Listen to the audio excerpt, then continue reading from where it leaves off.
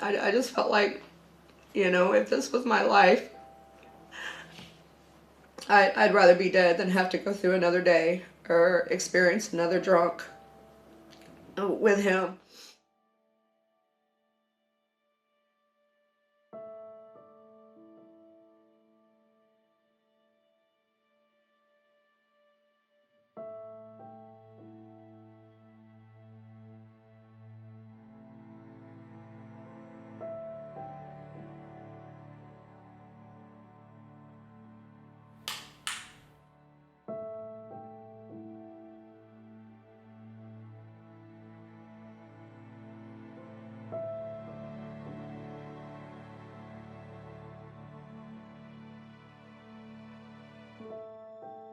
Good. Looks like my hands are all sweaty. Mine too. Ya? It's nice to meet you. Nice to meet you. When Margaret called me, I was like, this is insane because we never knew she had kids.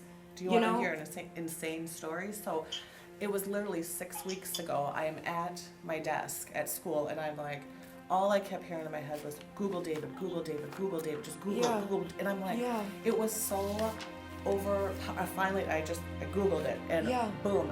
The first story, not the 3-part, but the first story of him being sentenced to prison for life without parole. Immediately I called my 2 brothers, Jeremy and Kelly. I called and I'm like, you guys, you're never going to believe this. About 30 at that age. Okay. She was 34 when. Okay. That's, I've seen her. I've seen a picture of her. He carried a picture. He didn't have a lot of possessions, but I'm sorry if I cry, I get emotional, but it's just one of those things I deal with, but yeah. He carried a picture. He didn't have a lot of pictures, but he had one picture, which I knew the pictures that he carried, they had to have meant something to him for him to hold on to them. Did he ever say who it was? He wouldn't say. Yeah, he just said it's an old friend. It's so crazy how this is coming to because there's all these little snippets that I heard, and oh my God, you're filling in the blanks. Yeah. And it's funny because he never told me about her.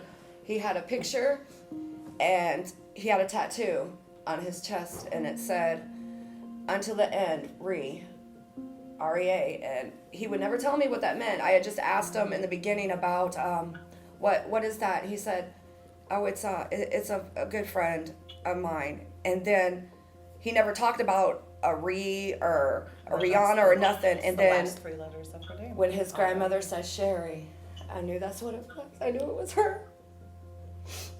He found out she was, I think, going on a date or going to meet someone that Friday night. And he came over that Friday morning of May 8th. And he beat her to death. Only with his 2 hands. Bare hands. He didn't need no weapons. No, and then when she didn't go to work, all of her coworkers knew the situation she was in. So when she didn't go to work, they called immediately. And David was there. He answered the door for the police. My mother was laying there. He put a white sheet over her, and he said, "Yep, you can take me away. I killed her." Yeah, she's dead.